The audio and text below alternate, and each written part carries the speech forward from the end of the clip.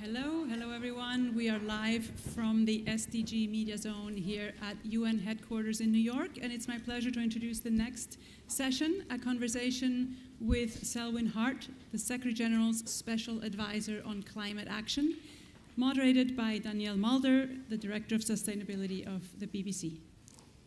Thank you so much. It's a real pleasure to be with you today, and we're very lucky to have Selwin in conversation with us, talking about where we are in preparation for COP30 and also the upcoming climate summit that is being prepared for us on Wednesday. I just wanted to say a sort of quick note about hopefully most of you have heard of the BBC, and we are the world's leading public service broadcaster. We do pride ourselves on trusted output on this topic. Climate change is real, serious and urgent. That is our position. You may have also seen our natural history unit programming, obviously with David Attenborough as well, but sort of trusted news is absolutely core and fundamental, impartial, non-partisan news, which you can now access actually in America through bbc.com. But it is a real pleasure to be here today with Selwin, and in your role as sort of climate advisor to the Secretary General and to the Assistant Secretary General, I believe. And we wanted just to really have a conversation about the important challenges ahead as we approach COP30, which was always billed as a big COP, wasn't it? Sort of 10 years on from the adoption of the Paris Agreement in 2015 and that sort of significant 1.5 degree limit, which was ratified and agreed by huge amounts of countries here globally. And I just wanted to get in conversation with you, Selwin, really about, how do you characterize the state of climate action at the moment, including the progress that's been made and the challenges ahead? Thank you so much, Danielle, and certainly a pleasure to join you.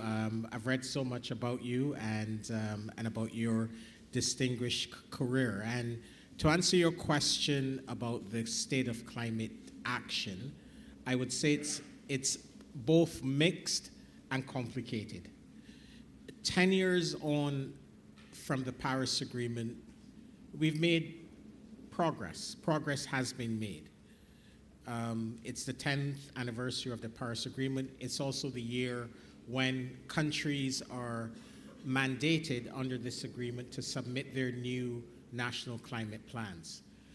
Going into Paris 10 years ago, the world was on a 4 degrees Celsius trajectory. The climate plans that have been submitted since Paris has brought that down to about 2.6 degrees Celsius. Still far off from where we need to be on a 1.5 degrees Celsius pathway, and that goal, the gap to be on that pathway grows with each year of insufficient action. But we've seen some progress. It's just not happening fast enough.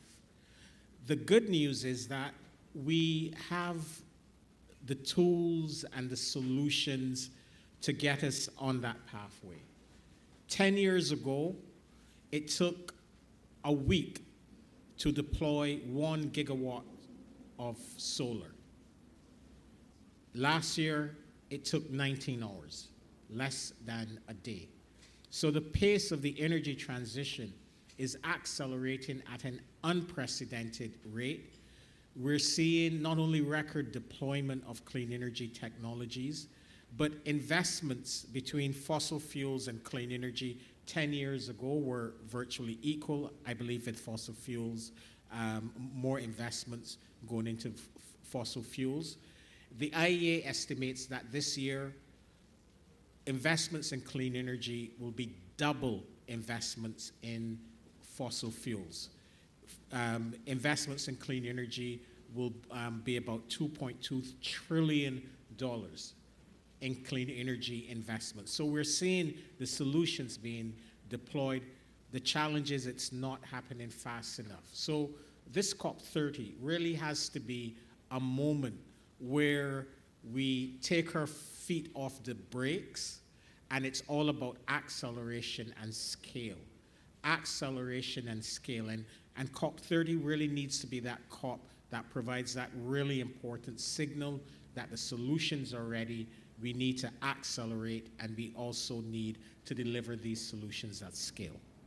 Oh, thank you. So I'm definitely hearing sort of speed and scale. It's not that people are not contributing to this agenda and don't take it seriously. It's about speed and scale of that transition, as you mentioned. Could you talk to us a little bit about the specific goals of the Climate Ambition Summit that's kicking off on Wednesday? I understand that there's 118 countries that have, interested to come and speak, come attend the event, commit to it, and want to speak, which is really encouraging as well. But just to sort of like pull out really, some sort of key points on what you're looking to, to hope to achieve this week at the Climate Action Summit. Thank you so much. And the summit is on Wednesday, and the primary objective of the summit is for countries to either present or announce their new nationally determined contributions.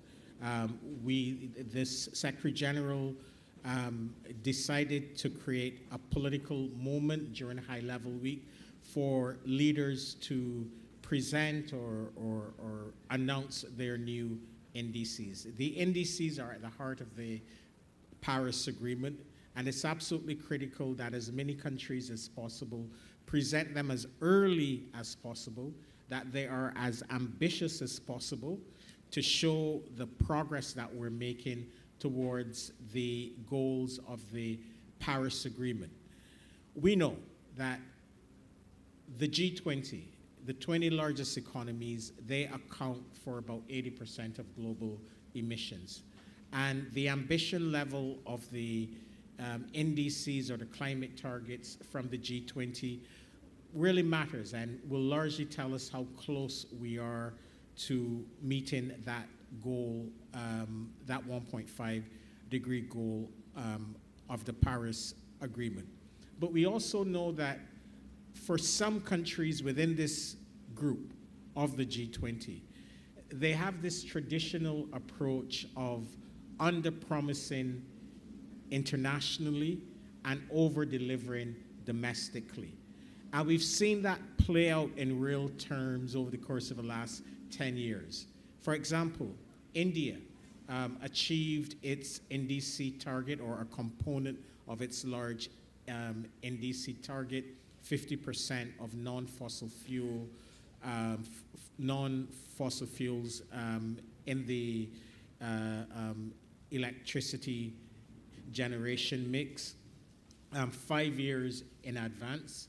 China achieved the renewable energy component of its last NDC 6.5 years in advance. So there is this tendency within, among some members of the G20 to under-promise internationally and over-deliver and overachieve domestically.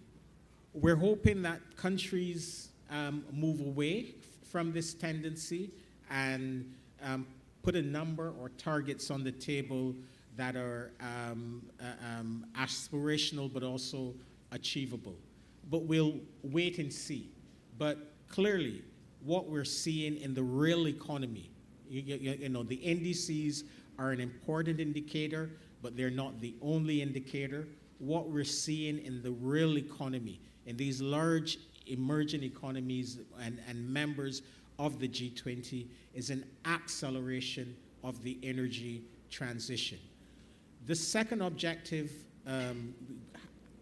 we have the NDCs, but the second objective of this summit is around showcasing solutions and ensuring that while countries put their plans on the table, there's also a discussion not only between governments, but between civil society, the private sector, young people, the international financial institutions, on how to deliver the solutions to the climate crisis at speed and scale. Because, as I said earlier, the Paris Agreement is working, it's just not working fast enough.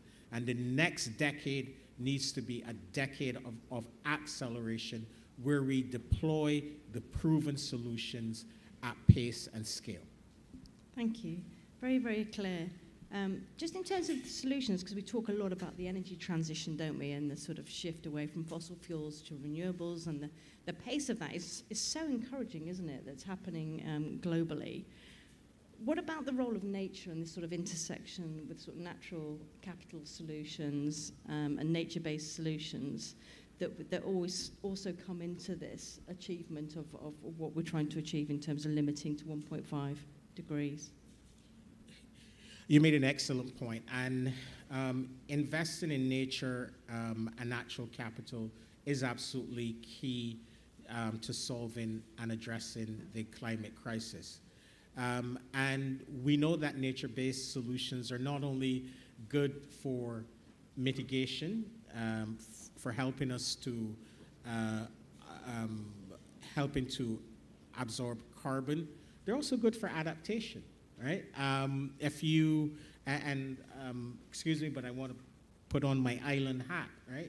Coral reefs and mangroves are the best and cheapest protection from storm surges and other extreme weather events and other climate impacts. So we need to massively scale up investments in nature-based solutions. And one of the 10 solution dialogues that we will be having as part of this summit process is on forests, right? And our colleagues from the islands have insisted as well that the adaptation solution dialogue also has a very strong focus on oceans.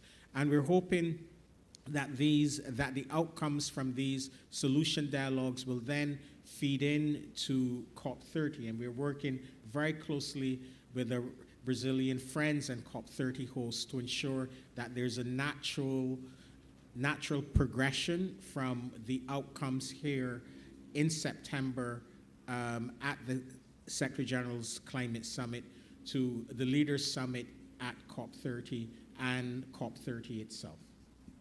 Thank you. And the just transition often comes up, doesn't it? How do we make this a just transition so that it benefits everybody, and that there's equality really around who pays for this transition and who it benefits? Well, one of the great injustices of the climate crisis is its injustice, right? Those that have contributed the least are paying the heaviest price, and the costs of the climate crisis are not evenly distributed.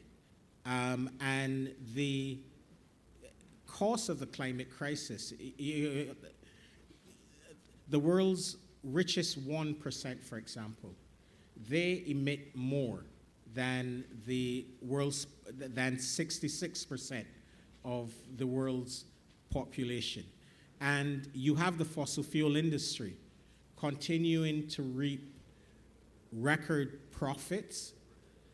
They continue to spread mis and disinformation, while ordinary people remain exposed to volatile fossil fuel imports and are also equally dealing with the impacts of the climate crisis, where even in rich countries, insurance is now unaffordable, and in some instances, ordinary people don't have access to insurance. So the injustice embedded within the climate crisis is really one of the stark realities that we are currently confronting. And this is why there is almost universal international support for a just transition. And a just transition means different things to different people, and it means different things to different constituencies. But ultimately, it is about embedding climate justice in the transition. ensuring that the solutions that are being deployed don't put costs on the backs of those who are most vulnerable, who are most marginalized. So it means ensuring that as the transition accelerates, workers who might be in the fossil fuel sector, that workers can be part of the transition, that workers and their communities, that they're not disproportionately impacted by the transition. It's also ensuring that frontline communities and frontline people who are already bearing the brunt of the climate crisis, that they're supported as part of this transition. So climate justice must be part of this transition.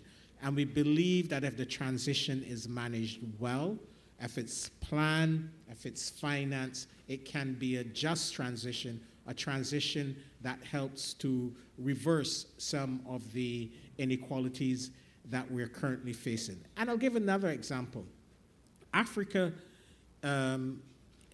emits about 4% of global emissions, 4%, right? Yet it's on the front lines of the climate crisis.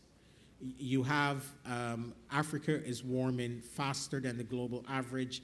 Sea level rise is happening faster. You're seeing millions of people being displaced from climate impacts, droughts, floods, heat waves, etc. And 600 million Africans lack access to electricity. In 2 centuries of fossil fuel use, we still have 600 million Africans, 800 million persons worldwide who lack access to electricity, and 1 billion people who lack access to clean cooking solutions. Fossil fuels have not been able to solve these challenges, these problems in 2 centuries, and they will not, right? So we need to ensure that as the pace of the transition accelerates, Africa, which is home to 60% of the world's solar capacity, 30% of the energy, of the minerals critical for the energy transition, that Africa's transition is supported and empowered. We also know that 8 out of every 9 persons in Africa live in rural areas, hard to reach rural areas. Now, you can't build a coal plant or a gas-fired power plant in someone's backyard, but with solar, batteries, and wind, you can bring power using off-grid and mini-grid solutions to folks who, 2 centuries of fossil fuel use has not been able to provide them with access to electricity. So my point is that justice needs to be part of the transition. It's at the heart of it. Well, listen, thank you so much, Selwyn. I believe we are at time. It's such important work that you're doing. So we're really grateful for you making the time today to come and have this conversation. And we wish you every success with the upcoming Climate Action Summit that kicks off on Wednesday. Thank you so much. And likewise, continue the really important work that you're doing. We really need to counter this mis and disinformation that is permeating all levels of global society. We need truth tellers. We need those who can ensure that the science and truth are embedded in policy and decision making. So the important work that you and other responsible members of the media are doing is absolutely critical. Great. Thank you.